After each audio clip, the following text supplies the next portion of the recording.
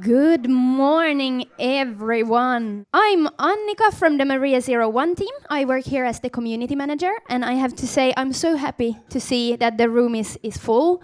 We're going to dive into a very important topic.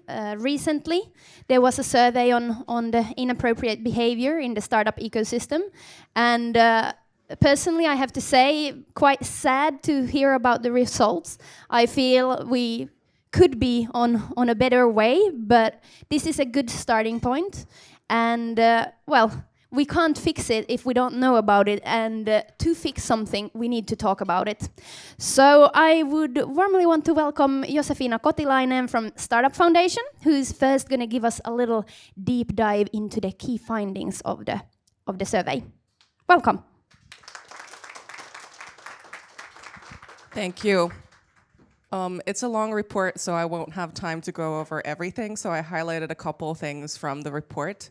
But firstly, I wanted to just show the organizations that were involved in this, so we didn't do this alone as the Startup Foundation, but shared the burden with some other awesome organizations who were also involved in the report. Then a little bit about the survey itself that we conducted. It was carried out and analyzed by Inclusive, so it wasn't just us, because we don't have the expertise on this topic, so we wanted someone who actually knows what they're doing in terms of these things to conduct the survey. It was open from October to November last year, and we received around 500 respondents, which I feel is a pretty good amount for a survey like this. And the respondent amounts were about 50-50 in terms of gender, and I feel we got a really nice mix of different types of people from different backgrounds. So we actually have some idea on like what are the things that we could be focusing on as an ecosystem. Some key findings, and after that I'm going to share some slides directly from the report by Inclusive. So women face inappropriate behavior twice as often as men. There's a lot of inappropriate behavior that's connected to power dynamics in the startup ecosystem. And this is something when I was talking with the reporter who was making a story about this to Yle, he told me that this was the topic that the professionals that he had been talking with were surprised about. So this is not typical in the larger audience or larger working life. There are already many good practices. We just need to get them to as many companies as possible. Young international LGBTQ+ groups have worse experiences.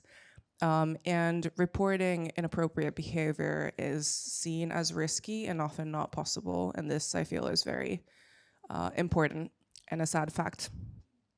And there are some qualities in the industry that do pose risks, but we also feel that there are opportunities in the way that our industry is built.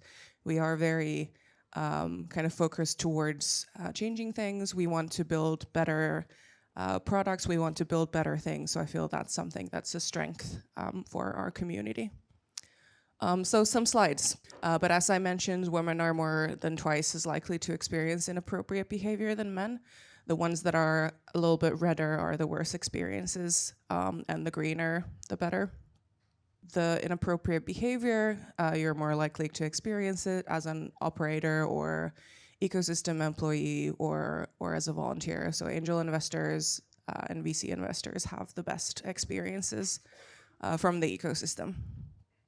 The most common types of inappropriate behavior, and I feel this is an important slide in terms of like what were the things that we were discussing in this report. So this wasn't just about sexual harassment or things like that. We really did take a wide look on what are the different types of things happening in this ecosystem. So starting from not being taken seriously by colleagues, stereotyping, bullying, sexual harassment, being misinformed, things like that. So a lot of different types of things.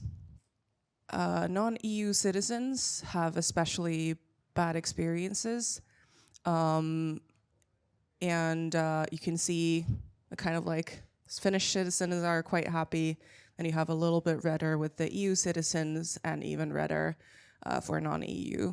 So it's a scale there on the experience side. And the most common types of inappropriate or who is the kind of person you encountered it from. So the largest two categories were another person in a leadership position or a colleague. So this is where the other experts, the person who was writing the article about told me that in general in working life, it's most typically your colleague and not someone in a leadership position. So this is kind of unique to our ecosystem, at least according to the expert that he had interviewed. And this is something that I'm personally quite worried about.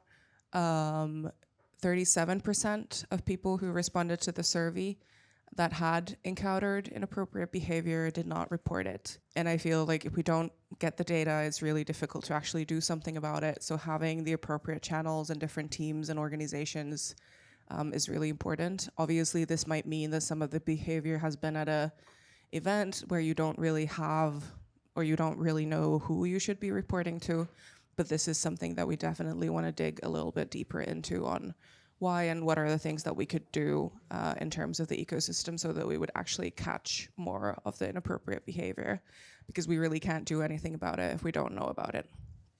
And that's true also for startups and other organizations. If there's not a channel that you can report it from, it's difficult to report. And some actions to brighten up the day after this data. So we, with the organizations that we did this report with, formed an ethics committee with which we're trying to work together to come up with different solutions and ways to work together so that we could make this ecosystem better. We're always happy to hear some ideas from other people as well. We're right now collecting and sharing best practices. So we're interviewing 50 startups of different sizes and trying to see from there what are the things that they're doing and collecting a database from there just to give you or our ecosystem some tips on what are the things that you could be doing. Obviously, if you do have the resources, we recommend working with the experts, but just to give you some idea on what could be the first steps that you could be working on when you're in the very early stages of your company journey. And then we have promised to redo the survey in a couple of years so that we actually have the data in the future as well, and we have comparable data so that we can actually see whether we've gone to the right direction or not, and hopefully going to the right direction and holding ourselves accountable as well to this work. Here were my slides. Thank you. Thank you so much. I have to say, great work that this report has taken place, and I'm looking forward to see the results in a couple of years into what direction we're heading. Hopefully the right one, so to say. But without further ado, I would warmly want to welcome our panel, who will dive a little bit deeper into these topics that have been present in the report. And let's give them a warm hand. We have Sarita from Maria 01, who will be moderating the panel. Then we have Jasmin Assulin from deidei, founder and CEO, and Timo Ahopelto from Lifeline Ventures, and Kristo Ovaska from Smartly, founder. Welcome. Thank you, Annika, and welcome to everyone on my behalf as well. So good to see so many of you here. And thank you for all of you panelists for joining us in this discussion today. But let's maybe start with a bit of a sort of a warm-up question. So, of course, it was a while ago that this survey was published. So what were your first thoughts when you heard about the results? We are fucked. No, I was just thinking that we are fucked. So quite honestly, when I saw the results, and obviously the Finnish startup community, so Suomen startup-yhteisö was part of this thing, and I kind of thought that we had done with this already, so it was a big surprise for me.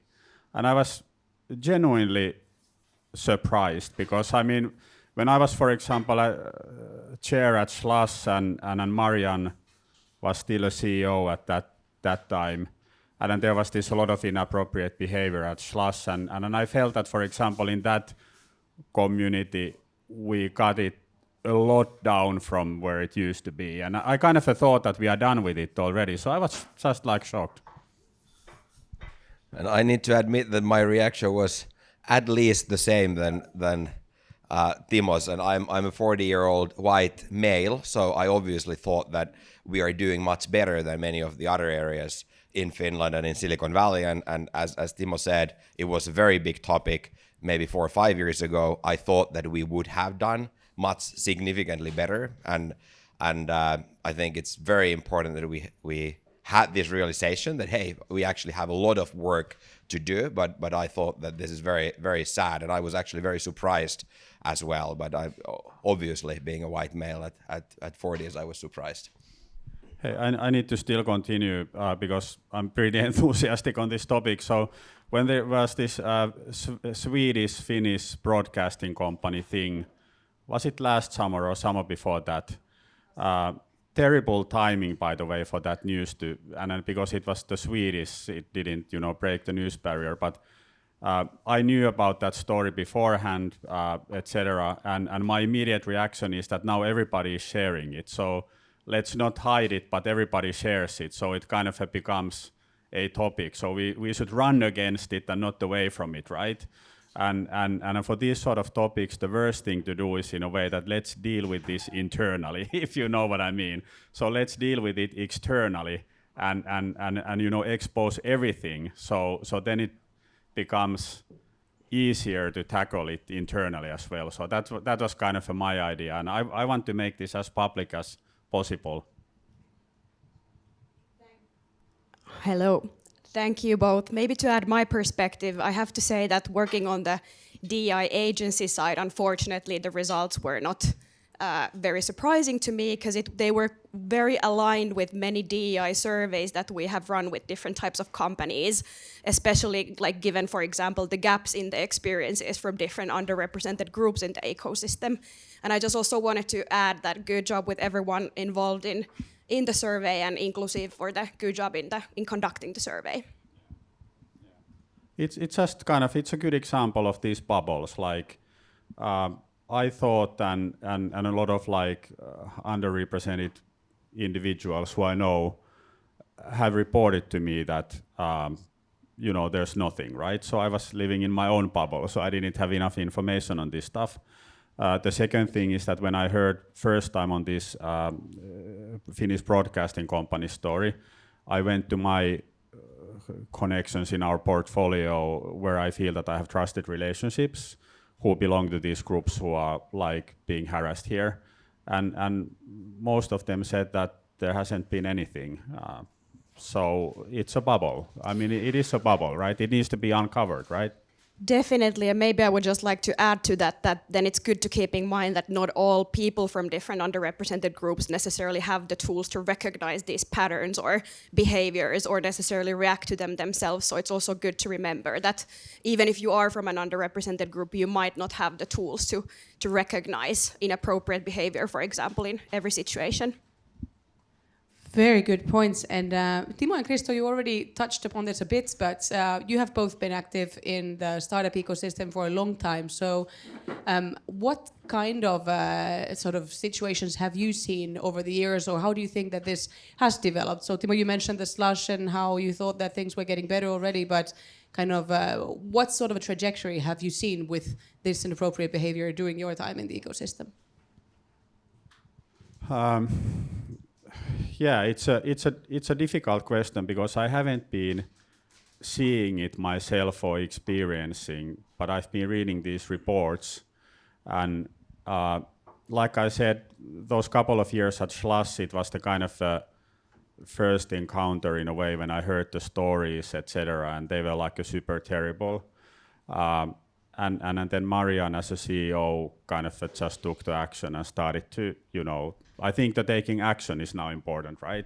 So the results are here. Now we need to see that how do we become better.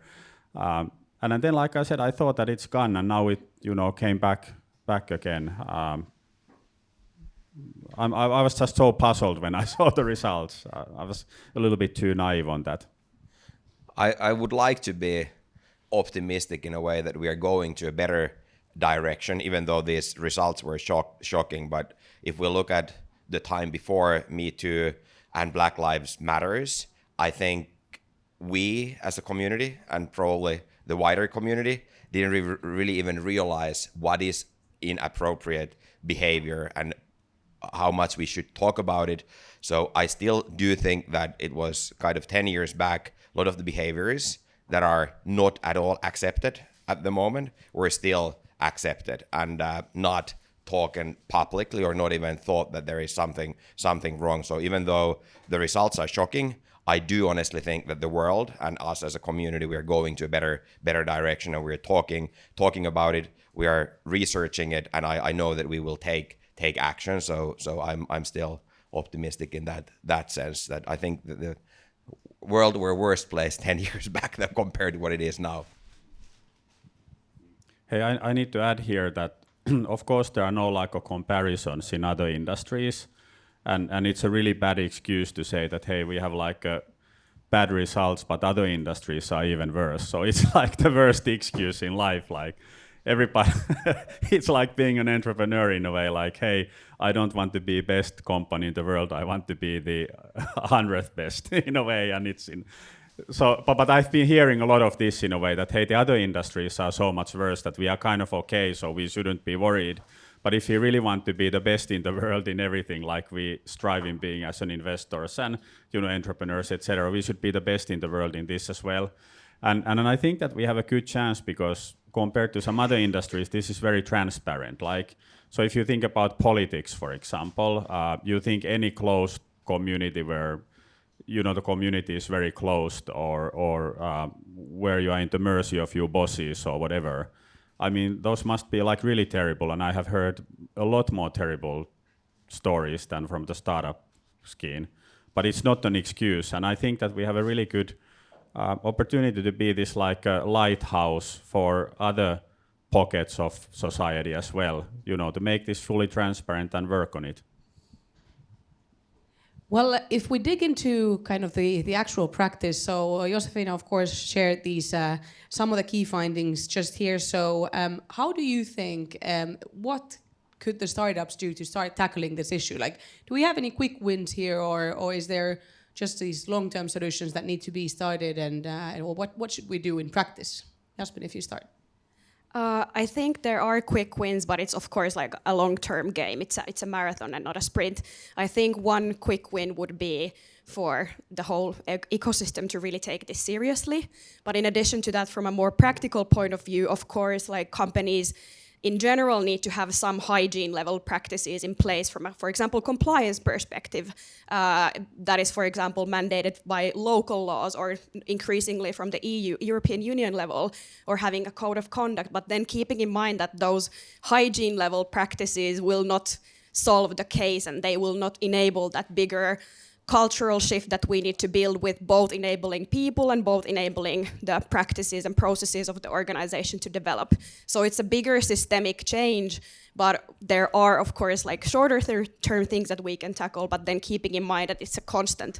It requires constant work and taking it seriously and not treating these things as a tick the box exercise, for example, or just as a compliance exercise. Maybe to start with that. Yeah, and I think as in everything, acknowledging the challenge and also acknowledging widely that as a startup scene, we cannot strive without having the best talent available. And if we are not able to attract the best talent from all the groups, females, outside Finland especially, we will not be able to build great companies from Finland, and we will also not be able to strive as an economy as a whole. So I think that should be widely understood, that there is no opportunity. There is only one opportunity to be extremely good at attracting and keeping the best talent from all the groups. I think that's the first thing. Then I think there is like, I always think that if for example an investor is very, very bad, no founder will ever take money from that investor, and it's widely known within the founding community. And obviously we don't want to like blackmail anyone, but we should be talking about it. And if a company is not, or an investor is not appropriately behaving with all the employees in the company or portfolio, I mean, no one should just work with them. It's so simple. it is inappropriate behavior and we should not tolerate it. I think that's one thing that we should acknowledge. And then I think a very easy, what at least at Smartly worked really well, and I think it's actually by law in the companies that you have a whistleblowing channel that you can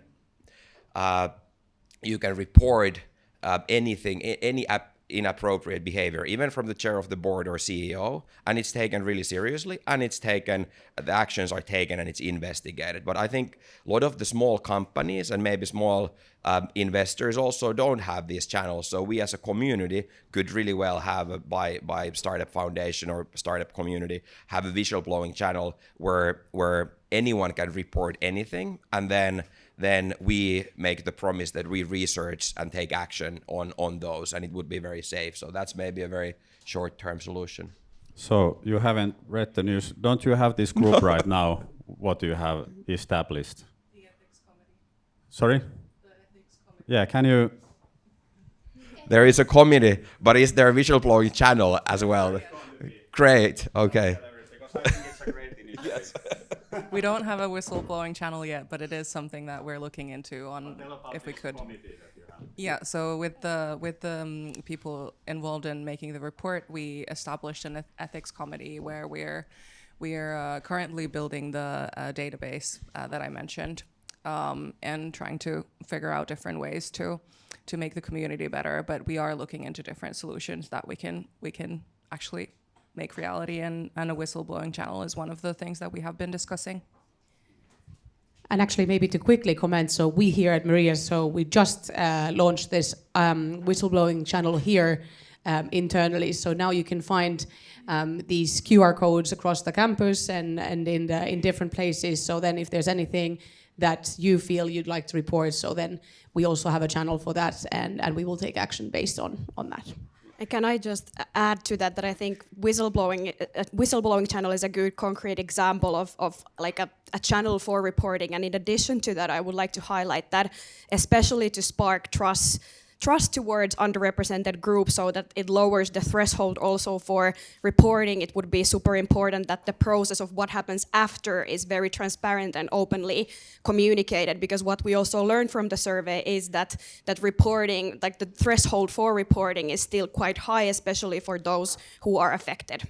So to summarize, being like clear about what the process will be and communicating about that transparently will also help like create that trust and lower the threshold. Yeah, that's right. So I'm actually, this committee sounds very bureaucratic, etc. But I actually think that you should kind of really put effort on it. I'm a big fan of it as an idea, and it doesn't come without challenges. So what if you get a report that person X is harassing because you don't have any like a legal authority to do anything? It really should be the company issue. You can't be the kind of judge whether somebody is, and sometimes these are like who says what type of situations. But I think that it's very important that you are, for example, providing that sort of a kind of a channel, because if you're a small company with 5 people and there's a whistleblowing channel, everybody knows who sent the message, and it's the same 5 people who are kind of managing it, etc. So for these like a very grassroots event or kind of a companies, etc., I just think that it's good to have that sort of a body, and you are kind of a guardians a lot with confidentiality, etc. But I think that you should really kind of put, because also all the key organizations of the kind of industry are represented there, and I know that it's a good group of people with a lot of integrity. So you should really push for that. And maybe another thing that came up to my mind is that it's actually really hard sometimes to know what someone is thinking of as an inappropriate behavior. So I think education plays a huge role, and I would think that separating the fact that what is kind of how would I put it, non-inappropriate behavior by meaning, and what is non-inappropriate behavior by accident in the companies. I remember really well at Smartly, for example, we had obviously a lot of people from the technical school, joining, and there is this sitsi culture. We were discussing with Sarita about this, and then we had sitsi at a party where we sing songs and drink, and then we realized after that some of the songs were extremely inappropriate, and now and someone then luckily came up to us during that evening and said, hey, I didn't feel good about it. And then we apologized and obviously didn't apologized the same evening and didn't ever organize similar parties again. But that was like 9 years back, 8 years back, and it was still totally fine. And that was part of the student culture. And I don't think that anyone thought that anyone thought to actually be inappropriate towards anyone. It was just something that they've done during the past 100 years in their student parties. And I think this education and open communication and discussions around these topics in the companies are really important, because I'm optimistic that a lot of the inappropriate behavior is actually not done by meaning, but not understanding that someone might take it in a very inappropriate way. And it doesn't mean that we shouldn't also be very strict that if someone does it by meaning, it's actually illegal and it should be punished. But I think a lot of the education is also a lot of open communication needed in order to just understand what someone might think that is inappropriate. Very good points, thank you. Well, Jasmin, to go back to the practicalities, so you've of course been working with the DEI themes for many years and you have your own company that focuses on this as well. So have you seen some concrete initiatives or policies or something that companies have implemented that have dramatically or significantly improved the situation or increased inclusivity?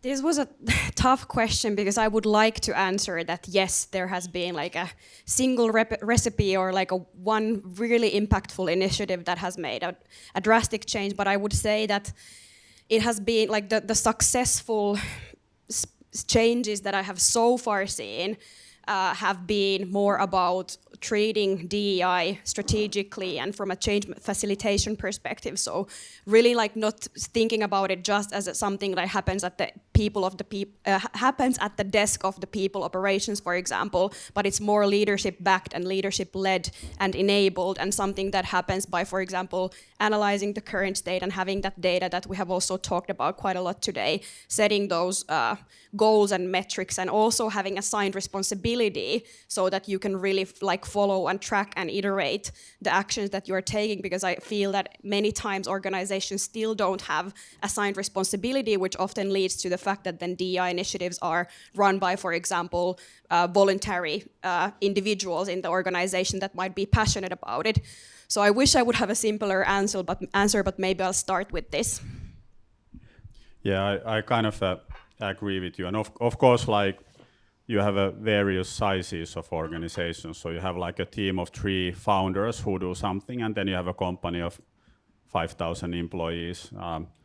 And this is like, I remember when e-business became fashionable in 2000. So then all the companies established their like e-business departments who tried to drive e-business in the traditional, using building websites or whatever. And of course, it's not part of business if the real like P&L responsible and the ones who are really responsible kind of say that, hey, we want to drive digital or whatever.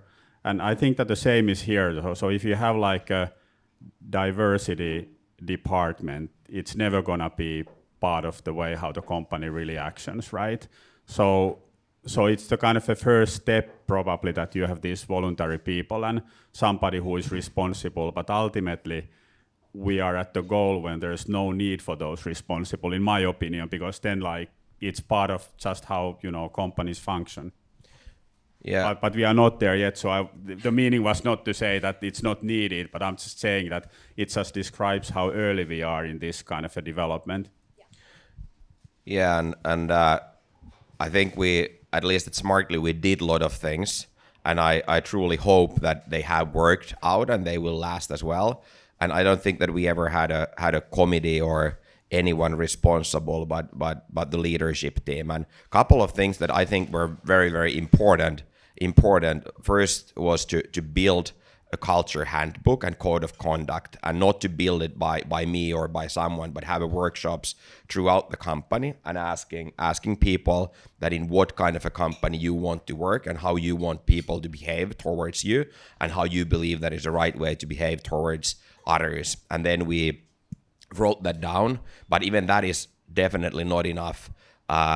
First of all, you need to do it maybe once or twice or every second year, once a year or every second year again. And then you need to build it inside to all of the processes, how you do. So we had our values and our kind of culture presented on a weekly kickoffs in pretty much every 101 and so forth. At least we tried to have that in every 101. And then especially, I think what is important is that the leaders lead by example. So no matter what you put into your culture handbook or code of conduct, if your leaders, and that means all of the leaders, if they're not behaving exactly or even better than the code of conduct says, you immediately take like responsibility from anyone to follow that if there is something that is not, leaders are not acting accordingly. And you need to fire the leaders if they don't act accordingly. And you don't tolerate it twice. Like once someone can make a mistake and then they apologize publicly and then they might still recover, but you just remove them from the organization if they don't behave. I think that's the only way. And then what I found that we put huge amount of effort and we should still improve is hiring the right people and especially building the pipeline so that it's balanced with gender, with even disabilities, with different backgrounds and everything else. And it takes a huge amount of effort because in order to find a coder of color who is a female, it's not 10x effort in Finland, it's 100x effort to find that person in the pipeline. But you need to make that effort in order to be then able to hire without biases. So it doesn't mean that you should never take a female coder who is if they are not the best candidate, but you should have the pipeline balanced so that you have all the minorities represented in the pipeline, and then you select the best person. But this helped a lot, and we've been able to hire much more diverse, and that then builds the culture. And when you have good diversity in your organization, then it's obviously much easier to not to have the harassment and have a good culture and have all the minorities represented. But you need to put a lot of effort into the hiring, and I think that's probably key. And what we found, that more you have minorities represented in the leadership team, especially, easier it is to hire. So a good example is that when I was the CEO at Smartly, still I made huge amount of effort to get 1/3 of the leadership to be female. And then at the last board meeting, I realized Laura became a CEO 2 years back. And at the last board meeting, I realized that there is 2/3 of the leadership team are female without any effort, even not Laura even needing to think about it. But it's just that when you have similar people attracts similar people in the organization. So having that in mind is really important. Yeah, maybe just to add a few points. Yeah, I think that representation is one way to mitigate biases, like you just mentioned. Maybe to add a few points, also came to my mind that I think like companies that have been able to create change have also like not just focused on hiring more diverse candidates, but also really emphasizing on building that culture of inclusion and, for example, equitable talent development to make sure that there are like more people who can get to different kind of positions in the company. But then one more practical thing came to my mind where with one client, we were thinking about like how could we actually implement impactful metrics within the company without always having to do like a broader DEI survey, for example, annually or biannually. And we actually came up with these internal pulse metrics where we integrated from the bigger current state analysis that we have done before. And of course, this was a bigger organization, but we like had proper data about the current state, and then we implemented the areas of development into pulse metrics, for example, about inclusive leadership or equitable talent development or inclusive culture, whatever the themes were. And we were able to build it in a way where we were able to differentiate the experiences of the more represented and more underrepresented groups in the company. And having that data on a more regular basis really helped us also build more buy-in with the leadership and then get more resources to really continue working on that with the help of that internal data that we were able to collect with these premises. All right. Well, of course, there's a lot of things that startups themselves can do. But then if we think about a startup's life, so obviously having funding is quite relevant to run the business. So Timo, looking from the venture capital or investor point of view, do you guys assess also the startup's commitment, for example, to the DEI matters or supporting diversity, inclusivity when you're making the investment decisions, or do you support the companies in this once you've invested in them? Yeah, sure. So this is I think a super difficult topic actually from investors' point of view, and I'm seeing a lot of window dressing here by the investors in a way that, hey, we want to implement these policies to all of our companies, but implementing a policy is a totally different thing than actually making it, reality. So they are two totally different things. And as an investor, when you have 50 or 60 portfolio companies, which is a terrible term, but that's what people call them, which 2/3 are battling running out of money, etc., launching a product, etc. I must say that 99% of the founders don't really want your investor to come there and say that, hey, let's talk about this policy X. And now I'm not taking any opinion whether it's a good or bad thing. I'm just saying how it is, right? And it doesn't matter what policy it would be, whether it would be DIA policy or whether it would be compensation policy or whether it would be whatever policy or process. The founders in general are not just interested. And it's just even the founders who talk about these topics before they become founders completely switch it off because of the kind of daily priorities. I know this is a really harsh, but I'm just telling how it is, right? So I'm not window dressing.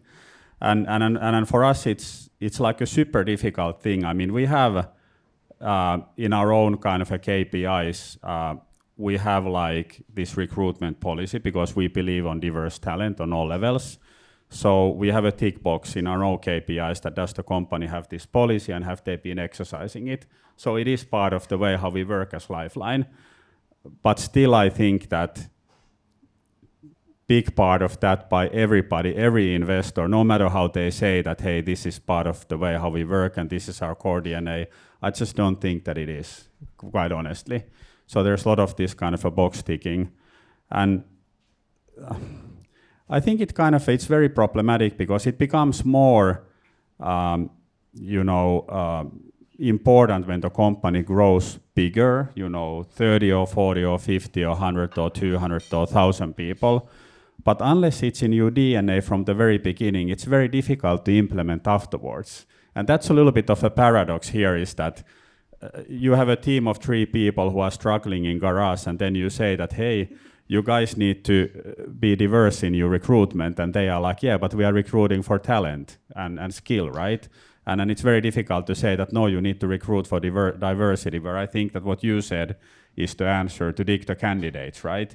But then unless you have that in your DNA in the beginning, you are not going to change it when you're at 100. So that's the puzzle that we are kind of every day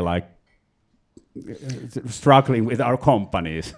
I'm just really honest here. So this is the way how it goes. But I think in the early days of a startup, you're fighting for survival and you do whatever to just stay alive. And then I think in a way it's understandable that it's maybe hard to put huge amount of effort to anything else than staying alive. But then at some point you start to build an HR team and you start to become a real company and start to have all these other HR policies as well, how you pay salaries and careers and titles and all of that. So I think that is, I think, a good time to incept these things into. It's even better if you can do it, and obviously if you have if the founder group is a diverse team, then it's very natural. But also, unfortunately, it doesn't happen that often. But I do think that we should probably think what is the right time. Is it A round, or whenever you start to scale, you have a product market fit and you really start to scale and start hiring, and that's probably the last possible time to put it. But we didn't do that at Smartly. We did actually really badly in the beginning at Smartly as well. And I think we still did okay in the later stages when we started to implement these things. But we definitely started way too late. And yeah. So when did you start? 50 employees? I think no, and that was 2013. So we didn't even know what diversity, equity, and inclusion means at that point. So probably around 2017, when we were 250 to 300 people, we probably really started to put effort. We realized early that we have way too few female in the company, and we put a lot of effort, but we also did really badly with our recruiting process and everything else, that we were not good in the early days of that. So I think way too late. Yeah, quite late, you know. Yes. Yeah. But not probably later than many of the other companies at that stage, yes. But as I said, world has come much better in understanding these things than 10 years back or 15 years back. I think the understanding was significantly worse. Yeah. No, but I still think that's great that you confessed this in a way.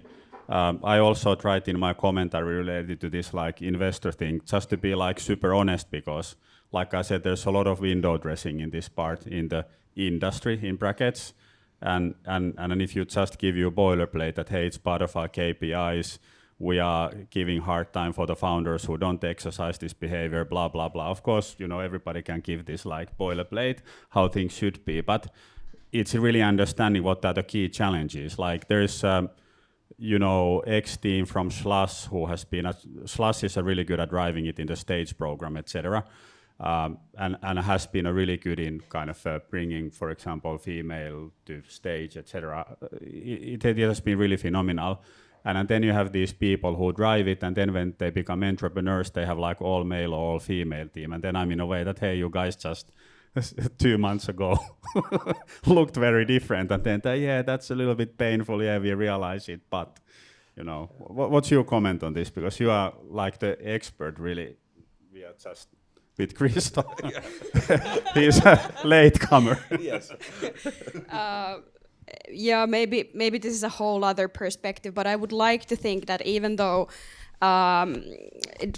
regardless of the stage that the company starts to implement more DI practices, I would also like to think that even if the founder team was homogeneous, DI is also a competency and a skill that can be developed even like with lack of diversity, even though that's not ideal. But I would also like to encourage us to think that even with a homogeneous founder group, you can have inclusion competencies, you can understand diversity and the experiences of different people, and that's a skill that you can develop, that makes it easier to implement into things already at an early phase, even if you wouldn't yet have a diverse team, for example, on some metrics. And that's probably really like the key to develop those skills and educate and talk about it. And similarly, that as a founder, you need to know how to find a product market fit. You need to know how to sell and how to hire. I think this should be one of the tools that every founder like needs to know.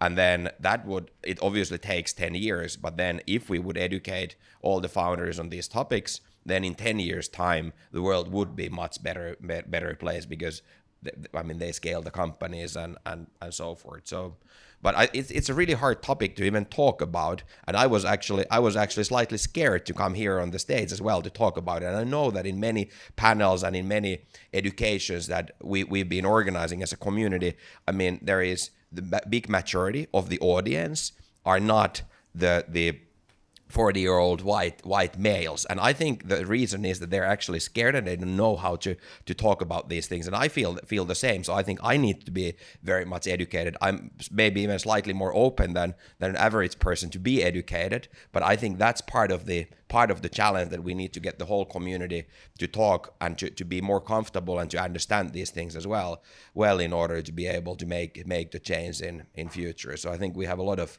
work to do. Really great insights. And I know, knowing you all here, that we could continue this discussion forever, but let's now for a minute ask questions from the audience, if there's anything that you guys would like to ask these guys.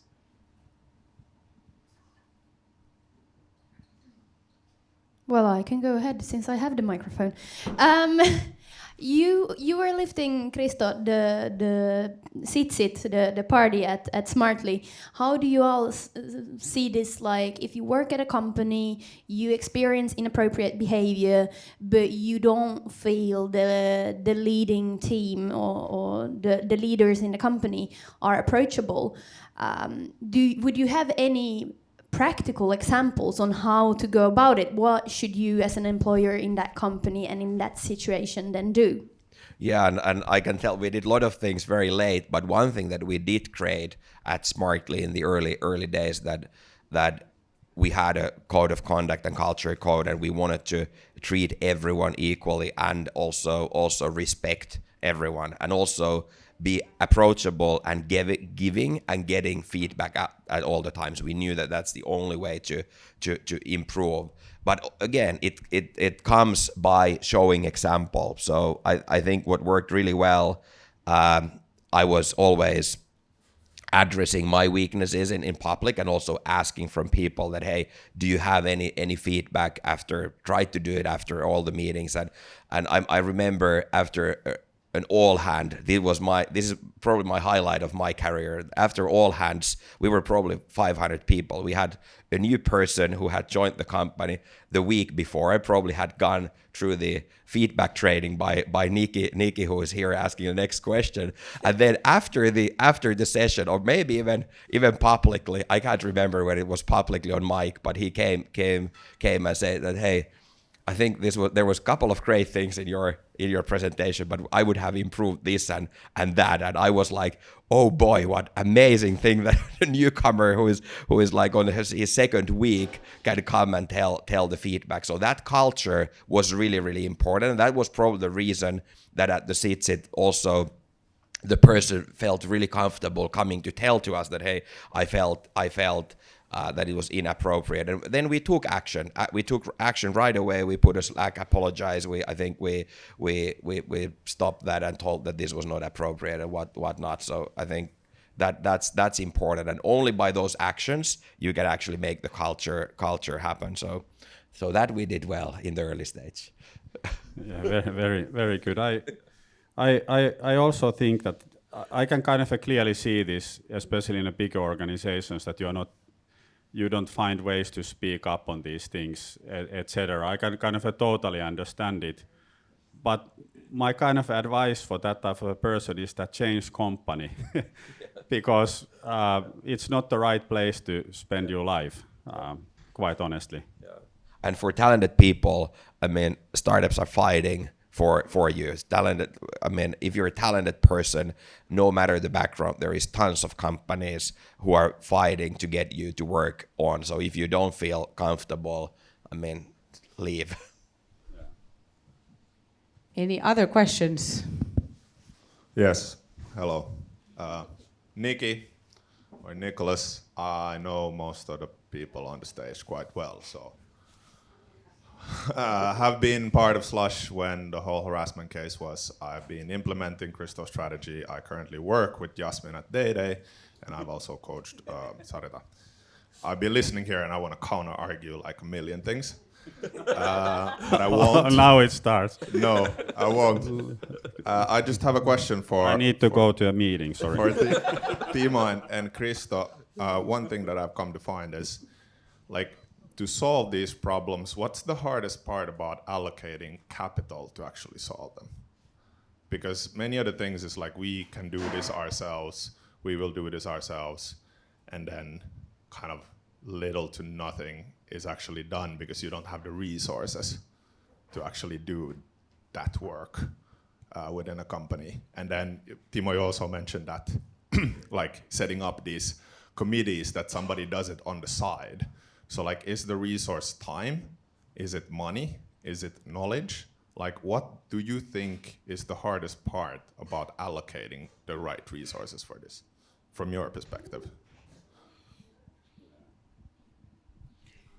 I can start. Yeah, give me time to think. It was addressed to both. Thanks, Nikki. Good question.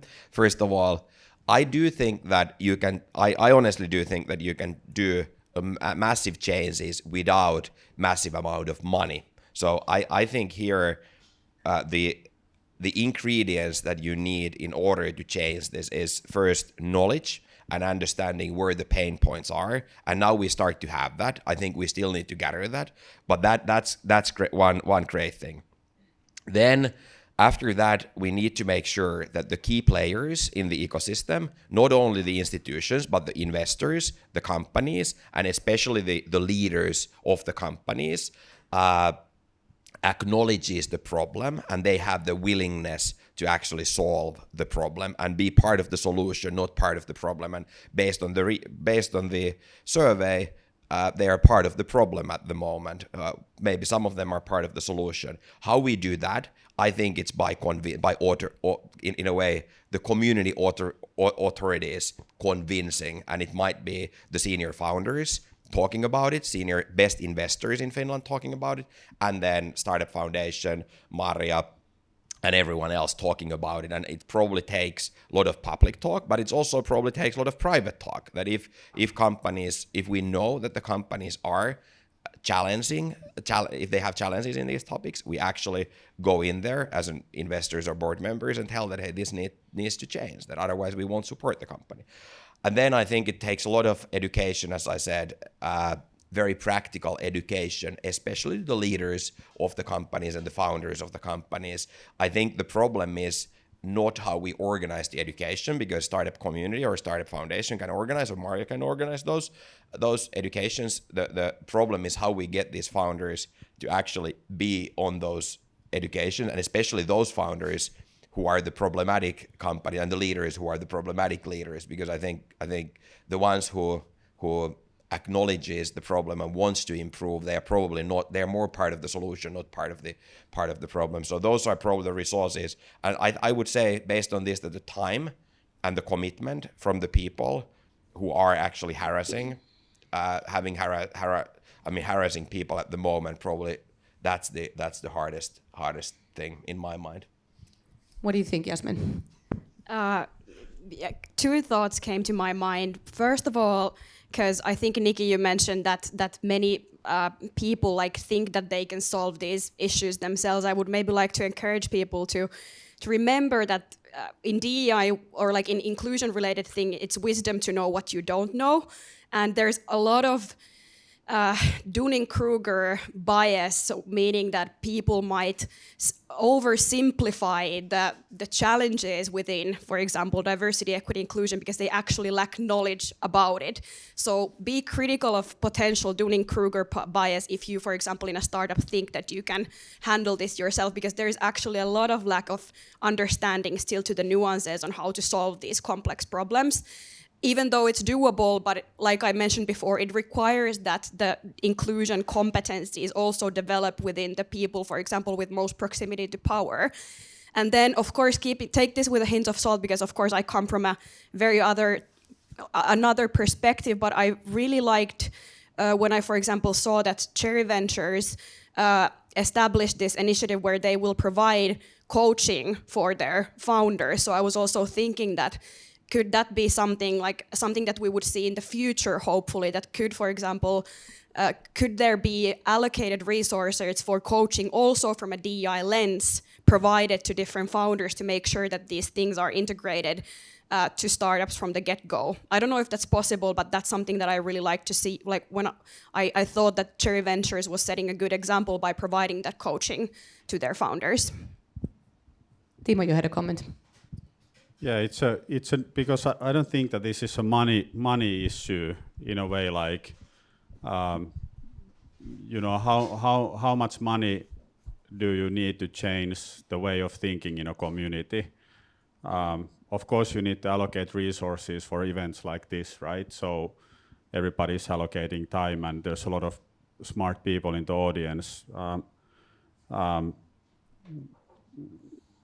But is it solved in a way that somebody puts budget aside and hires a lot of people and does it? I think that answer is no. So for some reason it needs to be a genuine, which I feel that, for example, this event is genuine thing in a way that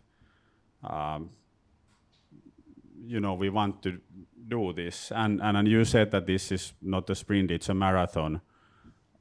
I actually wouldn't want to think this as a marathon, because then it entails implicitly that it takes a lot of time to do it, right? And it's not changing fast. This is probably not changing fast, but I think we should have like a 800-meter dash in a way. Sprint after sprint. Yeah. Which becomes an ultra run. And this was not meant to, I understand that you I totally kind of get the marathon thing, but I was just kind of thinking, I'm just so impatient in a way by nature that things need to kind of happen yesterday. Marathon? Half a marathon. Let's make a deal. Half a marathon.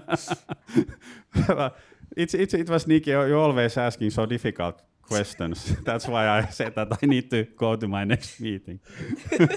He's always, when I'm having this podcast, for example, he's sending this lengthy email about feedback, what was wrong and what was right. I experience that on a daily basis now. Well, talking about next meeting, so we're coming to the end of the meeting now. There's a question there still, or one more question if we a have. really quick one. Then I have a last one here still as well. So Okay. yeah, go ahead. Hi, my name is Maria. Thank you for the discussion. You talked a lot about the direct kind of education and talking about this subject, but since this subject being so sensitive for many people, and I want to highlight, in addition to talking about this subject, how do you think the organization or the leaders can affect this issue without tackling, the exact topic? Because sometimes when we talk about serious things, people tend to resist if you talk about it directly, or if there is an overload of information about the topic and everyone is like, okay, inclusivity, blah, blah, blah, I have heard about it. But how do you think you can help to resolve this issue without actually talking directly about that topic? Yeah, and I at least think that in a way, like fundraising, we have very templates what needs to happen and what you need to have in order to be able to get your seed funding, for example, for founders. Every founder knows about that.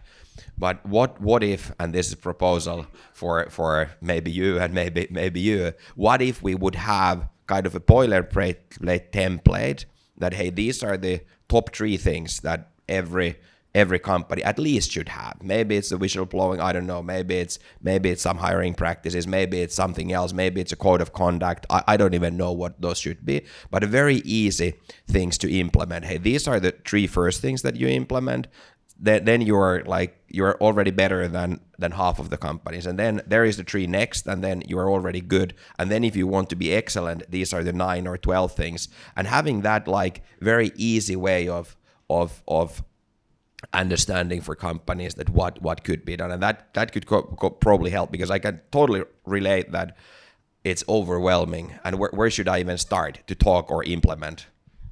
Hey, I need to have here. So so at Lifeline, when we kind of got into this and we made our own thought process, it's all about performance, right? So it's all about the performance of the companies. That's what every founder and every team should care about. And good people drive performance. It's the only thing that drives it, right? Relative performance to other companies in the market is the team. There's nothing else. And now how to get the best team, it means that if your culture is like, you know, let's say that we only do sitsies and we sing like inappropriate songs, you only appropriate the part of the, you know, possible pool that kind of are fine with it, right? So for us, an open culture is a culture where whoever can kind of feel home and feel good and perform highly. And that means that the culture is then like a very open, it takes different, you know, type of angles in, it doesn't matter where you come, it even doesn't matter who you are, because everybody kind of gets everybody's different characteristics.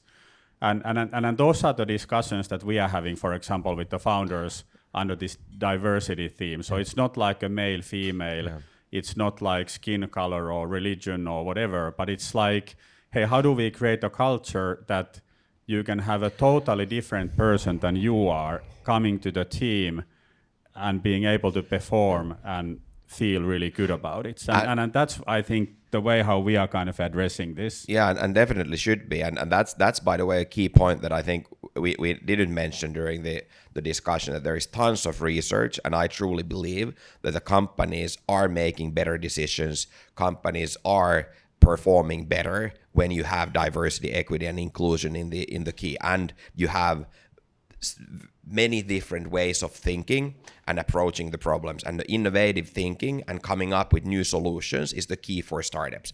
And if everyone comes from the same background, it's just impossible to make good decisions and come up with new solutions to the problem. So I think that's the key to understand that those companies actually performs better where there is a diversity, equity, and inclusion, and there is safety to address the problems and talk and challenge and so forth. All right, then Jasmin still for the last comment, and then we'll wrap up.